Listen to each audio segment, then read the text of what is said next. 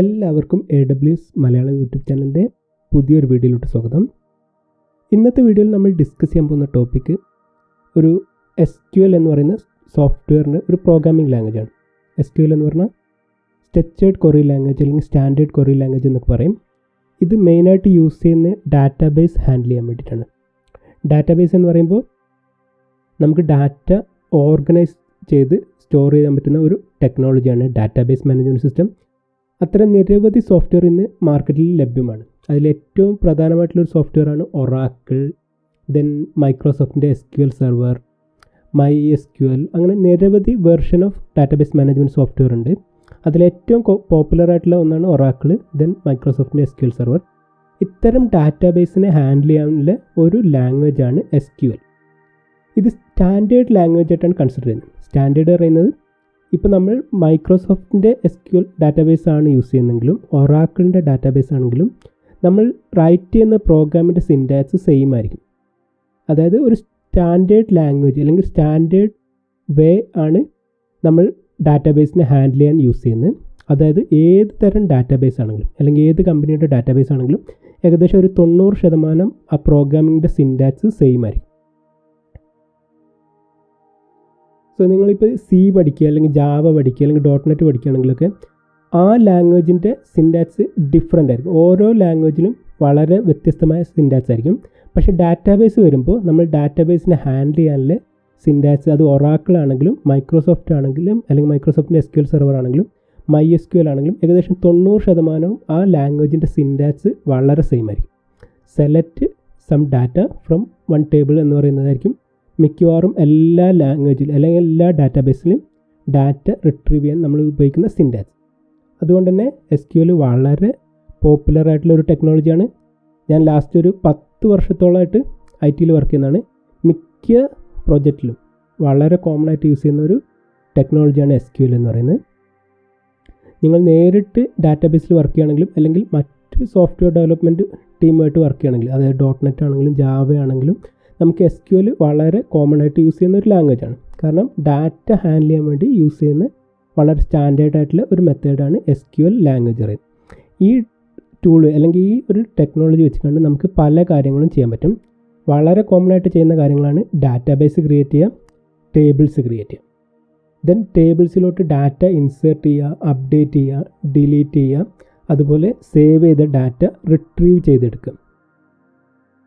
അതുപോലെ വളരെ കോംപ്ലക്സ് ആയിട്ടുള്ള പല ടാസ്കുകളും നമുക്ക് SQL ചെയ്യാൻ പറ്റും. അതായത് സ്റ്റോർ പ്രൊസീജിയർ ക്രിയേറ്റ് ചെയ്യുക, വ്യൂസ്, ട്രിഗേഴ്സ്, ഫങ്ഷൻസ്, അങ്ങനെ വളരെ കോംപ്ലക്സ് ആയിട്ടുള്ള പല കാര്യങ്ങളും നമുക്ക് SQL കോഡ് വെച്ച് കണ്ട് റൈറ്റ് ചെയ്യാൻ പറ്റും. ആദ്യം തന്നെ നമുക്ക് ഡാറ്റാബേസിൻ്റെ കുറച്ച് ബേസിക്കിലോട്ട് പോകാം. ഇപ്പോൾ നമ്മളൊരു ബാങ്കിൽ അല്ലെങ്കിൽ ഒരു ഓഫീസിൽ അല്ലെങ്കിൽ ഒരു ഹോസ്പിറ്റൽ അല്ലെങ്കിൽ ഒരു സൂപ്പർ മാർക്കറ്റ് അങ്ങനെ ഏത് തരം ഓർഗനൈസേഷൻ ആയിക്കോട്ടെ അതിൻ്റെ ഒരു മാനേജ്മെൻറ്റോ അല്ലെങ്കിൽ അതിൻ്റെ ഒരു IT വർക്ക് ചെയ്യുകയാണെങ്കിൽ നമുക്ക് നോർമലി നമ്മുടെ ഒരു സെർവർ ഉണ്ടാവും. ഇപ്പോഴത്തെ സിറ്റുവേഷൻ അനുസരിച്ച് നമുക്കൊരു സെർവർ റൂം ഉണ്ടാവും. സെർവർ റൂമിലായിരിക്കും, അല്ലെങ്കിൽ നമുക്ക് ക്ലൗഡിൽ നമുക്കൊരു സെർവർ റെൻറ്റിനെടുക്കാം. ഈ സെർവറിൽ നമ്മളൊരു സോഫ്റ്റ്വെയർ ഇൻസ്റ്റാൾ ചെയ്യും. അതാണ് ഡാറ്റാബേസ് മാനേജ്മെൻറ്റ് സിസ്റ്റം. അത് നമ്മുടെ ഡാറ്റ സ്റ്റോർ ചെയ്യാൻ വേണ്ടിയിട്ടാണ്. അതായത് ഇപ്പോൾ നമ്മളൊരു സോഫ്റ്റ്വെയർ ഇൻസ്റ്റാൾ ചെയ്ത് കഴിഞ്ഞാൽ ആ സോഫ്റ്റ്വെയറിൽ നമ്മളൊരു ഡാറ്റ പ്രോസസ്സ് ചെയ്യും. പക്ഷേ ആ ഡാറ്റ സ്റ്റോർ ചെയ്താക്കാൻ വേണ്ടി നമ്മൾ ഇൻസ്റ്റാൾ ചെയ്യുന്ന സോഫ്റ്റ്വെയറിൽ ഒരു ഡാറ്റാബേസ് മാനേജ്മെൻറ്റ് സിസ്റ്റം ഉണ്ടാവും. ഇനിയിപ്പോൾ വെബ്സൈറ്റാണ് എടുക്കുന്നത് വെച്ചാൽ ഫേസ്ബുക്ക് അല്ലെങ്കിൽ Gmail അങ്ങനെ ഏത് മെയിലിംഗ് സിസ്റ്റം ആണെങ്കിട്ടെ അല്ലെങ്കിൽ ഏത് സോഫ്റ്റ്വെയർ അല്ലെങ്കിൽ ഏത് ടെക്നോളജി ആണെങ്കിലും മിക്കവാറും ഇതിൻ്റെയൊക്കെ ഡാറ്റ ഹാൻഡിൽ ചെയ്യുന്നത് നമുക്കൊരു ഡാറ്റാബേസിലായിരിക്കും. ഇപ്പോൾ ഫേസ്ബുക്കിലാണെങ്കിൽ നമ്മുടെ ഫ്രണ്ട് ലിസ്റ്റ്, നമ്മുടെ യൂസർ നെയിം, പാസ്വേഡ്, നമ്മൾ ഷെയർ ചെയ്യുന്ന പോസ്റ്റ് എല്ലാ ഡീറ്റെയിൽസും ഒരു ഡാറ്റാബേസിലായിരിക്കും സ്റ്റോർ ചെയ്തിരിക്കും. അതുകൊണ്ട് തന്നെ അത്തരം ഒരു ടെക്നോളജി നമ്മുടെ ഓഫീസിൽ സെറ്റപ്പ് ചെയ്യണമെങ്കിൽ നമ്മുടെ സോഫ്റ്റ്വെയർ അല്ലെങ്കിൽ നമ്മുടെ സെർവർ റൂമിൽ അല്ലെങ്കിൽ നമ്മുടെ സെർവറിനകത്ത് നമ്മളൊരു സോഫ്റ്റ്വെയർ ഇൻസ്റ്റാൾ ചെയ്യും. അസ്യൂം ചെയ്യാം നമ്മൾ SQL സെർവർ മൈക്രോസോഫ്റ്റിൻ്റെ SQL സെർവറാണ് ഇൻസ്റ്റാൾ ചെയ്യുന്നത് അസ്യൂം ചെയ്യാം. ഇനി നമ്മൾ മറ്റൊരു സോഫ്റ്റ്വെയറും കൂടി ഇതിൻ്റെ കൂടെ ഇൻസ്റ്റാൾ ചെയ്യും, SQL സെർവർ മാനേജ്മെൻറ്റ് സ്റ്റുഡിയോ. അതൊരു എഡിറ്ററായിട്ട് വർക്ക് ചെയ്യും. നമ്മൾ ഡാറ്റാബേസിൻ്റെയും നമ്മുടെ ഇടയിലുള്ള ഒരു കണക്ടറായിട്ട് ഇത് വർക്ക് ചെയ്യും.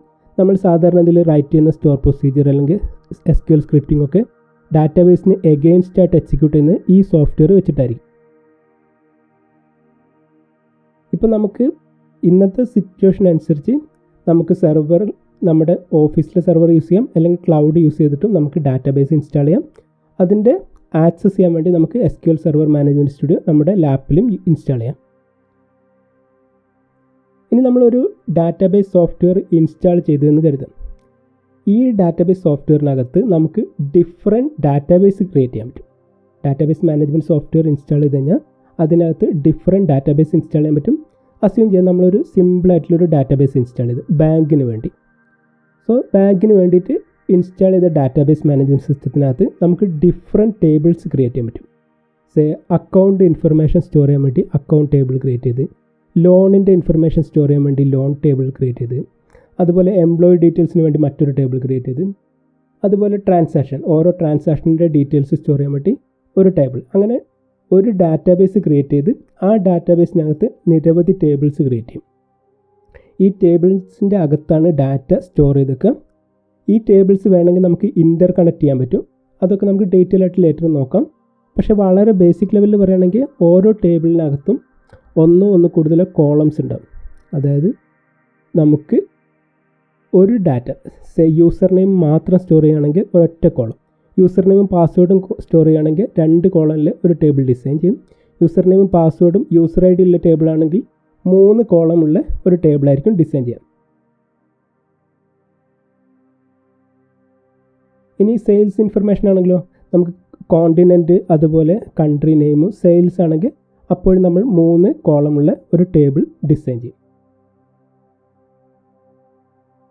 സോ വളരെ ബേസിക്കായിട്ട് നമ്മളൊരു ഫേസ്ബുക്കിൻ്റെ ആണെങ്കിൽ ഫേസ്ബുക്കിൻ്റെ യൂസർ നെയിമും പാസ്വേഡും നെയിമും സ്റ്റോർ ചെയ്യാനാണെങ്കിൽ ഒരു 3 കോളമുള്ള ഒരു ടേബിളാണ് ഡിസൈൻ ചെയ്യുന്നത്. അതിൽ ഫസ്റ്റ് കോളം നമുക്ക് യൂസർ നെയിം എന്നറിയാം, സെക്കൻഡ് കോളം പാസ്വേഡ് എന്നറിയാം, ദെൻ തേർഡ് കോളം നെയിം. ഇത്തരം ഒരു ടേബിൾ ഡിസൈൻ ചെയ്ത് കഴിഞ്ഞാൽ പിന്നെ നമുക്ക് ഓരോ റോയിലും ഓരോ യൂസറെ ഇൻഫർമേഷൻ സ്റ്റോർ ചെയ്യാൻ പറ്റും. ഇപ്പോൾ നമുക്ക് കാണാം, ഇപ്പോൾ ഫസ്റ്റ് റോയിൽ എൻ്റെ യൂസർ നെയിമും പാസ്വേഡും നെയിമും, അടുത്ത റോയിൽ മറ്റൊരു യൂസർ നെയിം, പാസ്വേഡ്, നെയിം, അങ്ങനെ നമുക്ക് മില്യൺസ് കണക്കിന് യൂസറുടെ ഇൻഫർമേഷൻ ഈ ടേബിളിനകത്ത് സ്റ്റോർ ചെയ്തേക്കാൻ പറ്റും. ഇതാണ് മെയിനായിട്ട് ഇതിൻ്റെ ഒരു ബേസിക് ലെവൽ.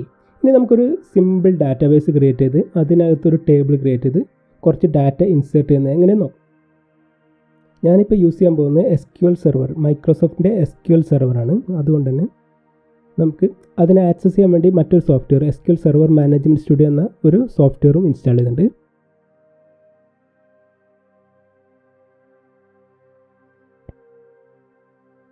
ഈ 2 software SQL സെർവറും SQL server management studio എങ്ങനെ ഇൻസ്റ്റാൾ ചെയ്യാന്നുള്ള നിരവധി വീഡിയോസ് ഓൺലൈനിൽ അവൈലബിൾ ആണ്. നിങ്ങൾക്ക് വേണമെങ്കിൽ അത് ഇൻസ്റ്റാൾ ചെയ്ത് കഴിഞ്ഞിട്ടുണ്ടെങ്കിൽ ഏകദേശം ഈ ഒരു അവസ്ഥയിലായിരിക്കും ലഭിക്കുക. നമുക്ക് ഞാൻ പറഞ്ഞ ഒരു സെർവർ കോൺഫിഗർ ചെയ്ത് നമ്മുടെ ഡാറ്റാബേസിന് വേണ്ടിയിട്ടൊരു സെർവർ കോൺഫിഗർ ചെയ്തിട്ടുണ്ട്. ആ സെർവറിനെ കണക്ട് ചെയ്യുന്നത് നമുക്ക് 2 രീതിയിൽ, മെയിനായിട്ട് 2 രീതിയിലാണ് കണക്ട് ചെയ്യാം. ഒന്ന് വിൻഡോസ് ഓതൻറ്റിക്കേഷൻ, അതായത് ഈ യൂസറിന്, ഞാനിപ്പോൾ ലോഗിൻ ചെയ്ത യൂസറിന് ഇതിലോട്ട് ഈ ഡാറ്റാബേസിലോട്ട് ആക്സസ് അനുവദിച്ചിട്ടുണ്ടെങ്കിൽ നമുക്കത് വെച്ചുകൊണ്ട് ലോഗിൻ ചെയ്യാം. അല്ലെങ്കിൽ SQL server authentication. SQL server ഓതൻറ്റിക്കേഷനിൽ സാധാരണ SA എന്ന് പറയുന്ന ഒരു യൂസർ നെയിം ഉണ്ടാവും. ദെൻ പാസ്വേഡ്, നമ്മൾ ഇൻസ്റ്റാൾ ചെയ്യുന്ന സമയത്ത് നമുക്കൊരു പാസ്വേഡ് കൊടുക്കാനുള്ള ഓപ്ഷൻ ഉണ്ട്. ആ പാസ്വേഡും എൻ്റർ ചെയ്തുകൊണ്ട് ലോഗിൻ ചെയ്യാം. ഞാനിപ്പോൾ വിൻഡോസ് ഓതൻറ്റിക്കേഷൻ വെച്ചുകൊണ്ടാണ് കണക്ട് ചെയ്യാൻ ശ്രമിക്കുന്നത്. ദെൻ നമ്മുടെ സെർവർ നെയിം അവിടെ ഉണ്ട്. ആ സെർവർ നെയിം വെച്ച് അല്ലെങ്കിൽ ആ സെർവറിലോട്ട് കണക്റ്റ് ആവും. ഇപ്പോൾ ഡാറ്റാബേസ് ഇൻസ്റ്റാൾ ചെയ്ത സമയത്ത് മെയിനായിട്ട് കുറേ സിസ്റ്റം ഡാറ്റാബേസ് ഉണ്ടാവും. ഇപ്പോൾ മാസ്റ്റർ, മോഡൽ, MSDB, TempDB, അങ്ങനെ ചില സിസ്റ്റം ഡാറ്റാബേസ് ഉണ്ടാവും. പിന്നെ നമ്മൾ ക്രിയേറ്റ് ചെയ്യുന്ന എക്സ്ട്രാ ഡാറ്റാബേസ് ഉണ്ടാവും. അതുപോലെ ഒരുപാട് നമ്മൾ ഇൻസ്റ്റാൾ ചെയ്ത സമയത്ത് ഏതൊക്കെ കോൺഫിഗറേഷനാണ് സെലക്ട് ചെയ്ത് അതിനനുസരിച്ച് മറ്റ് പല കമ്പോണൻസും അവൈലബിൾ ആണ്. നമുക്ക് കുറച്ച് സിമ്പിളായിട്ടുള്ള കുറച്ച് കോഡ് എഴുതി നോക്കാം. നമ്മൾ ഫസ്റ്റ് എഴുതാൻ പോകുന്ന അല്ലെങ്കിൽ എക്സിക്യൂട്ട് ചെയ്യാൻ ഉദ്ദേശിക്കുന്ന കോഡാണ് ക്രിയേറ്റ് ഡാറ്റാബേസ്, ദെൻ ഡാറ്റാബേസിൻ്റെ പേര്. ഇപ്പം നമ്മൾ ഒരു ബാങ്കിനാണെങ്കിൽ ക്രിയേറ്റ് ഡാറ്റാബേസ് ബാങ്ക് DB, അല്ലെങ്കിൽ ഇപ്പോൾ ഒരു ഹോസ്പിറ്റലാണെങ്കിൽ ക്രിയേറ്റ് ഡാറ്റാബേസ് ഹോസ്പിറ്റൽ DB, അങ്ങനെ ഏത് പേരും കൊടുക്കാം. നമ്മൾ സാമ്പിൾ DB പറയുന്നത് ഒരു സാമ്പിളായിട്ടൊരു നെയിം കൊടുക്കും. സോ നമ്മൾ ഈ സ്റ്റേറ്റ്മെൻറ്റ് എക്സിക്യൂട്ട് ചെയ്യുന്ന സമയത്ത് ആ സ്റ്റേറ്റ്മെൻറ്റ് സെലക്ട് ചെയ്ത് ദെൻ നമ്മൾ എക്സിക്യൂട്ട് കൊടുക്കും.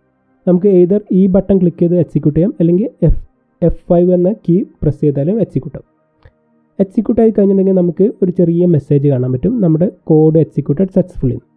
ഇനി നമുക്ക് നമ്മൾ ഇപ്പോൾ എക്സിക്യൂട്ട് ചെയ്ത സ്റ്റേറ്റ്മെൻറ്റ് എക്സിക്യൂട്ട് ചെയ്തത്, അല്ലെങ്കിൽ ഇപ്പോൾ നമ്മൾ ക്രിയേറ്റ് ഡാറ്റാബേസ് സാമ്പിൾ DB എന്ന സ്റ്റേറ്റ്മെൻറ്റ് എക്സിക്യൂട്ട് ചെയ്ത് മാസ്റ്റർ ഡാറ്റാബേസിന് എഗെയിൻസ്റ്റ് ആണ്. മാസ്റ്റർ പറയുന്നത് ഒരു സെൻട്രൽ ഡാറ്റാബേസ് അല്ലെങ്കിൽ സിസ്റ്റം ഡാറ്റാബേസ് ആണ്, അതിന് എഗെയിൻസ്റ്റ് ആണ്. പക്ഷേ ഇനി നമ്മൾ ക്രിയേറ്റ് ചെയ്യുന്ന ഡാറ്റാബേസ് അല്ലെങ്കിൽ ക്രിയേറ്റ് ചെയ്യുന്ന ടേബിൾസ്, ഡാറ്റാബേസ് അല്ല, ക്രിയേറ്റ് ചെയ്യുന്ന ടേബിൾസ് എല്ലാം ഈ സാമ്പിൾ DBക്ക് അകത്തായിരിക്കണം. അതിന് നമുക്ക് ഒന്നില്ലെങ്കിൽ യൂസ് സാമ്പിൾ DB അറിയുന്ന ഈ ഡാറ്റാബേസ് സ്റ്റേറ്റ്മെൻറ്റ് എക്സിക്യൂട്ട് ചെയ്യാം, അല്ലെങ്കിൽ നമുക്ക് ഇവിടെ പോയിട്ട് മാനുവലി സെലക്ട് ചെയ്യാം. ഇനി നമ്മൾ മാനുവലി സെലക്ട് ചെയ്തിട്ടുണ്ടെങ്കിൽ എക്സിക്യൂട്ട് ചെയ്യുന്ന സ്റ്റേറ്റ്മെൻ്റ് എല്ലാം ആ ഡാറ്റാബേസിലോട്ടായിരിക്കും സാമ്പിൾ DB അറിയുന്നത്. ഇവിടെ നമുക്കറിയാം പല ഡാറ്റാബേസ് ഉണ്ട്.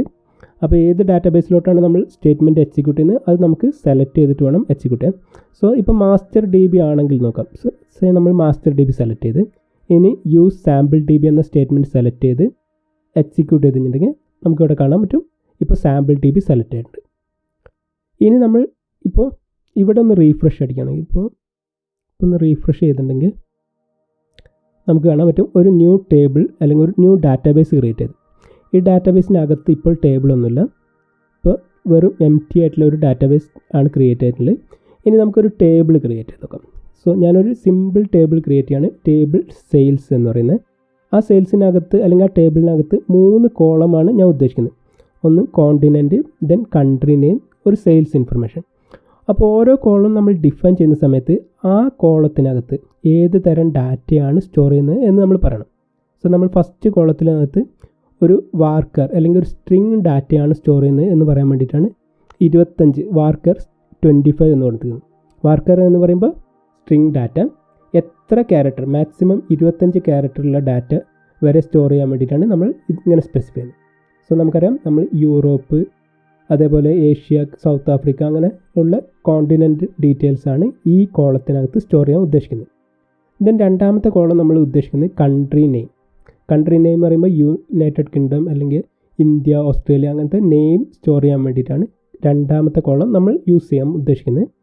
അതിൻ്റെ ഡാറ്റ ടൈപ്സ് നമുക്ക് സ്ട്രിങ് ആണ് 25 ക്യാരക്ടർ. നമുക്ക് വേണമെങ്കിൽ 50 ക്യാരക്ടർ, എത്ര ക്യാരക്ടറാണ് നമ്മൾ സ്റ്റോർ ചെയ്യാൻ ഉദ്ദേശിക്കുന്നത് അത് നമുക്കിവിടെ സ്പെസിഫൈ ചെയ്യാം. ദെൻ സെയിൽസ് ഡാറ്റ അല്ലെങ്കിൽ നമ്മുടെ സെയിൽസ് ഇൻഫർമേഷൻ അതൊരു ന്യൂമറിക്കൽ വാല്യൂ ആണ്. അതുകൊണ്ട് തന്നെ ഇൻറ്റ് ഡാറ്റ ടൈപ്സ് ആണ് നമ്മൾ യൂസ് ചെയ്യാൻ ഉദ്ദേശിക്കുന്നത്. ഇതുപോലെ ഡിഫറെൻ്റ് ആയിട്ടുള്ള വാർക്കർ ഉണ്ട്, ഡേറ്റ് ഉണ്ട്, സ്ട്രിങ്, ദെൻ ഇൻറ്റിജറിൽ തന്നെ പലതരത്തിലുള്ള ഡാറ്റ ടൈപ്സ് ഇന്ന് നമുക്ക് യൂസ് ചെയ്യാം. നമുക്ക് ഏത് തരം ഡാറ്റയാണ് സ്റ്റോർ ചെയ്യാൻ ഉദ്ദേശിക്കുന്നത് അതിനനുസരിച്ചുള്ള കോമ്പാറ്റബിൾ ഡാറ്റ ടൈപ്സ് നമ്മൾ സെലക്ട് ചെയ്യണം.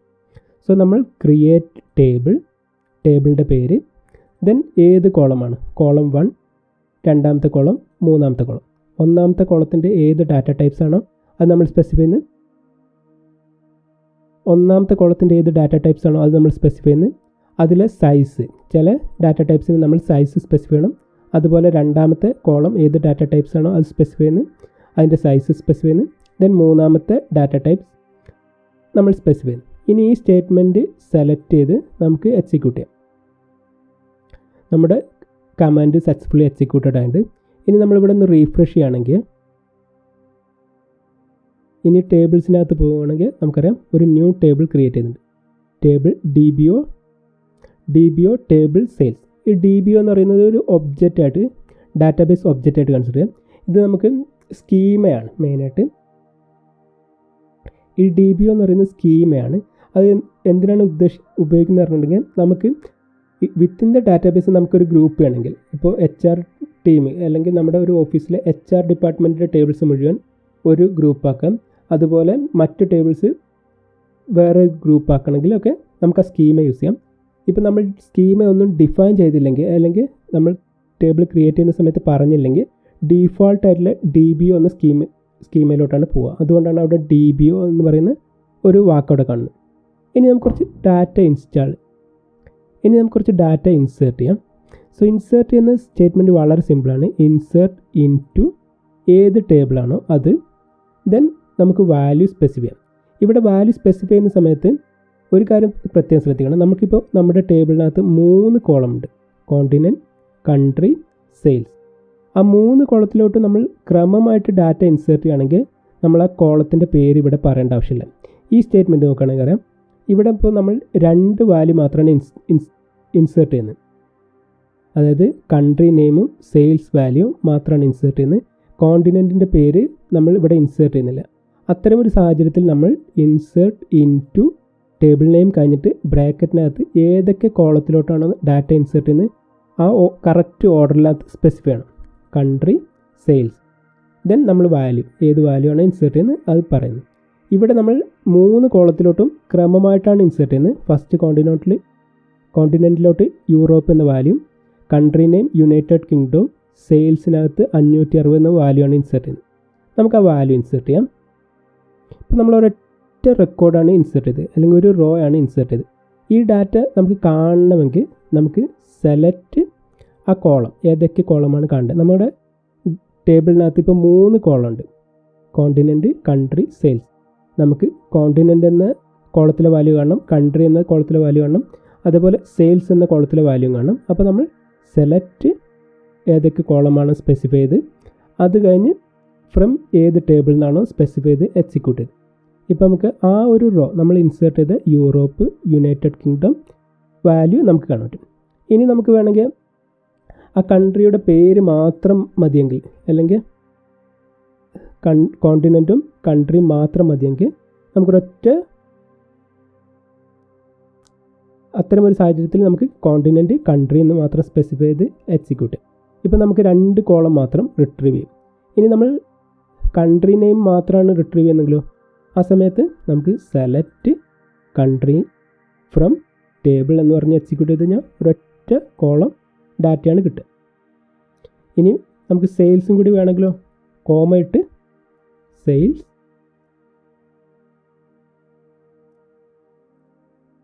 സെയിൽസ് എന്ന് എൻ്റർ ചെയ്യുന്നു, ദെൻ നമ്മൾ എക്സിക്യൂട്ട് ചെയ്യും. ഇവിടെ ഒരു കാര്യം ശ്രദ്ധിക്കേണ്ടത്, നമ്മൾ കൊടുത്ത കോളം നെയിംസ് ക്യാപിറ്റൽ ലെറ്ററാണ്. പക്ഷേ നമുക്ക് SQL കേസ് സെൻസിറ്റീവ് അല്ല, അതുകൊണ്ട് തന്നെ സ്മോൾ ലെറ്ററിൽ സ്പെസിഫൈ ചെയ്ത് കഴിഞ്ഞാലും നമുക്ക് ഡാറ്റ റിട്രീവ് ചെയ്യാൻ പറ്റും. ഇപ്പോൾ നമുക്ക് കാണാൻ പറ്റുന്നുണ്ട് കൺട്രി, സെയിൽസ്, ഫ്രം ടേബിൾ. ഇനി ഈ ഓർഡറും സ്പെസിഫിക്കൽ, നമുക്ക് ഇപ്പോൾ സെയിൽസ് വാല്യൂ ഫസ്റ്റ് കോളമായിട്ടും കൺട്രി വാല്യൂ സെക്കൻഡ് കോളമായിട്ടും ആണെങ്കിൽ നമുക്ക് ആ ഓർഡർ ഒന്ന് മാറ്റി കൊടുത്താൽ മതി. സെയിൽസ് കോമ കൺട്രി ഫ്രം ഏത് ടേബിളാണോ സ്പെസിഫൈ ചെയ്ത് കഴിഞ്ഞാൽ ആ ഓർഡറിൽ നമുക്ക് ഡാറ്റ റിട്രീവ് ചെയ്യും. ഇനി നമുക്ക് റിട്രീവ് ചെയ്യുന്ന സമയത്ത് ഈ വാല്യൂ, ഇവിടെ സെയിൽസ് എന്നുള്ള വാല്യൂ മാറി ടോട്ടൽ സെയിൽസ് എന്ന് കിട്ടണമെങ്കിൽ നമുക്ക് ആസ് കീവേഡ് യൂസ് ചെയ്യാം. ആസ്, ദെൻ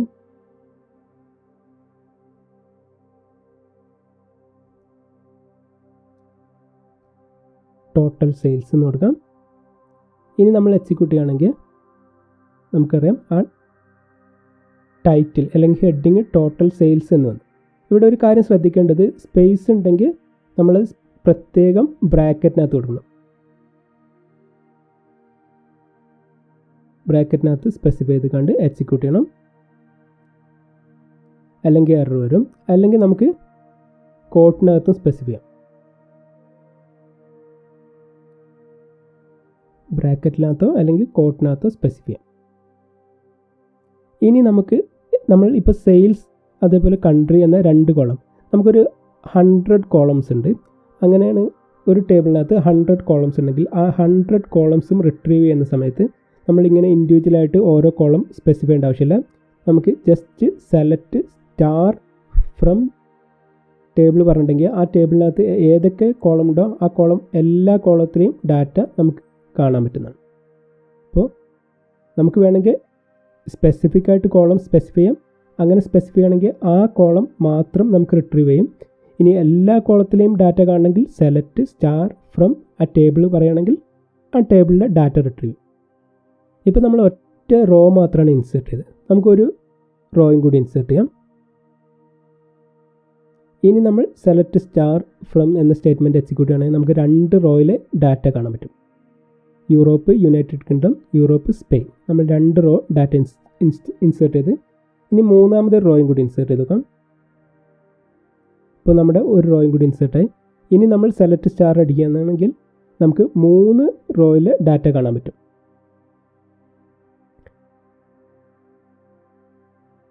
ഇനി നമുക്ക് 2 സ്റ്റേറ്റ്മെൻറ്റ് ഇവിടെ നോക്കുകയാണെങ്കിൽ insert into table name, നമ്മുടെ ടേബിൾ സെയിൽസ്. ദെൻ നമ്മൾ 2 കോളത്തിലോട്ട്, നമുക്ക് ആക്ച്വലി 3 കോളം ഉണ്ട് നമ്മുടെ ടേബിളിൽ. പക്ഷേ നമ്മൾ കൺട്രി, സെയിൽസ് ഈ 2 കോളത്തിലോട്ട് മാത്രമാണ് ഡാറ്റ ഇൻസേർട്ട് ചെയ്യാൻ ഉദ്ദേശിക്കുന്നത്. കൺട്രി നെയിം നമ്മൾ Bahamas and sales value 601 insert ചെയ്യുന്നത്. ഇനി ഈ റോ അല്ലെങ്കിൽ ഈ സ്റ്റേറ്റ്മെൻറ്റ് നമ്മൾ ഇൻസേർട്ട് ചെയ്യുന്നത് കോണ്ടിനെൻറ്റും കൺട്രി നെയിമാണ്, സെയിൽസ് വാല്യൂ ഇൻസേർട്ട് ചെയ്യുന്നില്ല. ഇത്തരമൊരു സാഹചര്യത്തിൽ ഇപ്പോൾ നമുക്ക് കാണാം 2 row affected. First 1 row affected, 1 more row affected. ഇനി നമ്മൾ സെലക്ട് സ്റ്റാർ അടിക്കുകയാണെങ്കിൽ നമുക്ക് കാണാൻ പറ്റും ഇവിടെ ഒരു പ്രത്യേകത കാണാം. നൾ എന്ന് പറഞ്ഞ് ഒരു യെല്ലോ ബാക്ക്ഗ്രൗണ്ടിൽ കാണുന്നുണ്ട്. ഇതിനർത്ഥം ഇവിടെ ഡാറ്റ മിസ്സിങ് എന്നാണ്. ഇത് നൾ എന്ന് പറയുന്നത് ഡാറ്റ അല്ല, ഡാറ്റ മിസ്സിങ് എന്നാണ്. അത് നോക്കുകയാണെങ്കിൽ ഇപ്പോൾ ഒരു കോളം സെലക്ട് ചെയ്യുകയാണെങ്കിൽ നിങ്ങൾക്കറിയാം അവിടെ യെല്ലോ ആണ് ബാക്ക്ഗ്രൗണ്ട്. അതിനർത്ഥം അവിടെ ചെറിയ പ്രശ്നമുണ്ടെന്ന് അർത്ഥം, കാരണം ഡാറ്റ മിസ്സിങ് ആണ്. പക്ഷേ ഇവിടെ നോക്കുകയാണെങ്കിൽ നമ്മൾ ഇവിടെ ഒരു ബ്ലാങ്ക് വാല്യൂ ആണ് കൊടുത്ത്, സ്പേസ് പോലും കൊടുത്തില്ല. പക്ഷേ നമ്മളവിടെ സ്പെസിഫൈ ചെയ്തിട്ടുണ്ട് അവിടെ വാല്യൂ ഒന്നും ഇല്ലയെന്ന്. പക്ഷേ ഇവിടെ നമ്മൾ വാല്യൂ മിസ്സിങ് ആണ്. ഇത് രണ്ടും വ്യത്യാസമാണ്. സ്പേസ് പോലും ഇല്ല, പക്ഷേ എന്നാലും അതൊരു ഡാറ്റ പോയിൻ്റ് ആയിട്ട് തന്നെ കൺസിഡർ ചെയ്യും. പക്ഷേ ഇവിടെ ഡാറ്റ മിസ്സിങ് ആയിട്ടാണ് കൺസിഡർ ചെയ്യുന്നത് നൾ. ഇനി നമുക്കൊരു റോയും കൂടി ഇൻസേർട്ട് ചെയ്യാം. ഇവിടെ സെയിൽസ് വാല്യൂ 0 ആണ്. ഒരു കാര്യം മനസ്സിലാക്കേണ്ടത്, ഡാറ്റ മിസ്സിങ്ങും 0 വാല്യൂയും തമ്മിൽ വ്യത്യാസമുണ്ട്. ഡാറ്റ മിസ്സിങ് പറഞ്ഞാൽ നമ്മൾ ഡാറ്റ ഒന്നും സ്പെസിഫൈ ചെയ്തില്ല. ദെൻ 0 എന്ന് പറയുമ്പോൾ നമ്മൾ 0 എന്ന വാല്യൂ സ്പെസിഫൈ ചെയ്തിട്ടുണ്ട് എന്നാണ് അർത്ഥം. ഇനി നമുക്ക് ഡാറ്റ തിരിച്ചെടുക്കാൻ, ഇപ്പോൾ നമ്മൾ നൾ വാല്യൂ തിരിച്ചെടുക്കണമെങ്കിൽ, അല്ലെങ്കിൽ ഒരു റെക്കോർഡ് നൾ വാല്യൂ മാത്രമായിട്ടുള്ള ഒരു റെക്കോർഡാണ് സെലക്ട് ചെയ്യുന്നെങ്കിൽ, അല്ലെങ്കിൽ ഒരു വാല്യൂ റെസ്ട്രിക്റ്റ് ചെയ്യണമെങ്കിൽ നമുക്ക് വേർ കണ്ടീഷൻ കൊടുക്കാം. നമുക്ക് ആദ്യം തന്നെ സെയിൽസ് വാല്യൂ വേർ കൊടുക്കാം.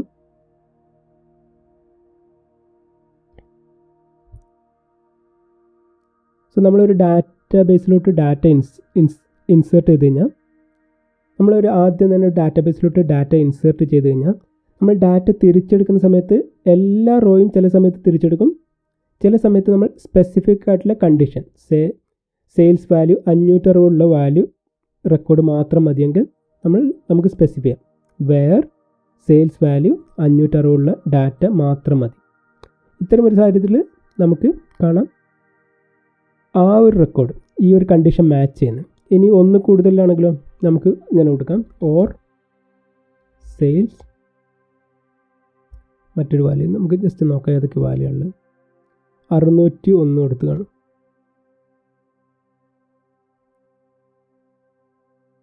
ഇപ്പോൾ 2 റെക്കോർഡ് സെയിൽസ് വാല്യൂ 560ഉം 601 2 റെക്കോർഡ് നമുക്ക് കിട്ടുന്നുണ്ട്.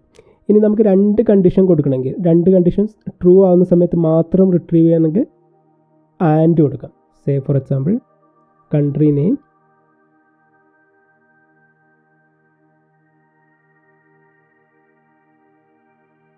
And country name United kingdom. ഇവിടെ സ്ട്രിംഗ് വാല്യൂ കൊടുക്കുന്ന സമയത്ത് നമ്മൾ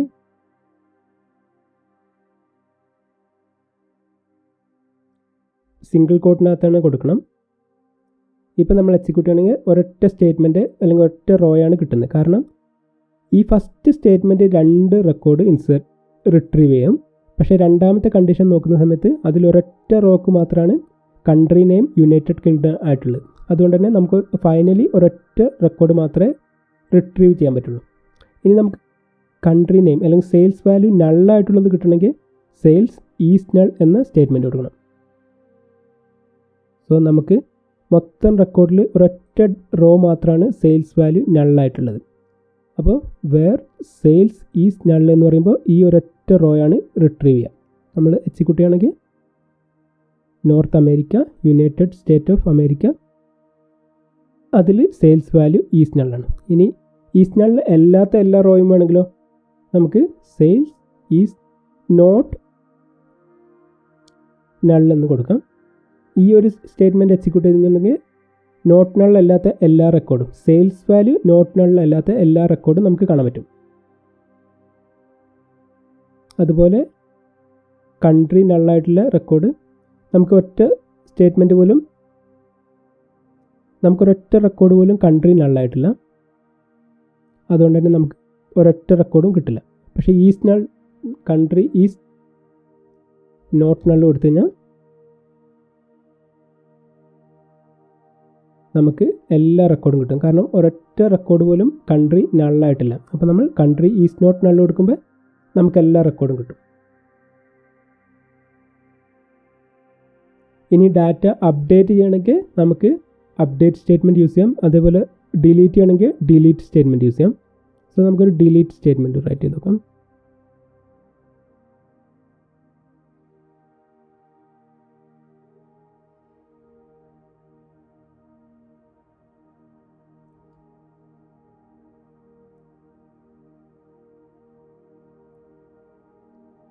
ഞാൻ ഈ റോ സ്പെയിൻ എന്ന ഈ റോ ഡിലീറ്റ് ചെയ്യാൻ ഉദ്ദേശിക്കുന്നത്.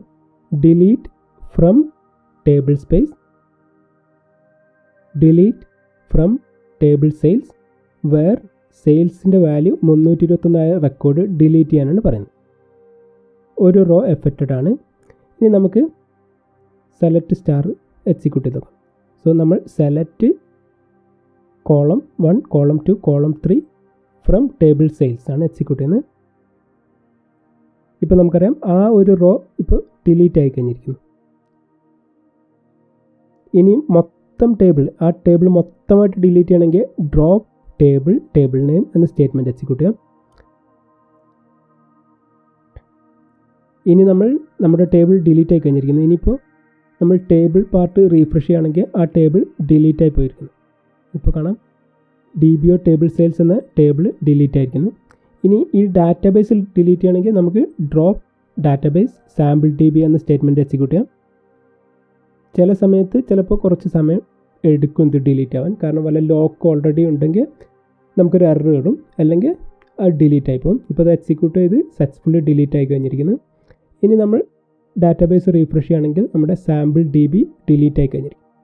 ഇങ്ങനെയാണ് മെയിനായിട്ട് ഒരു ഡാറ്റാബേസ് ക്രിയേറ്റ് ചെയ്ത് അതിനകത്തേക്ക് ടേബിൾ ക്രിയേറ്റ് ചെയ്ത് ഡാറ്റ ഇൻസേർട്ട് ചെയ്യുന്നത്. ഇൻസേർട്ട് ചെയ്ത ഡാറ്റ തിരിച്ചെടുക്കാൻ സെലക്ട് സ്റ്റേറ്റ്മെൻറ്റ് യൂസ് ചെയ്യുന്നത്.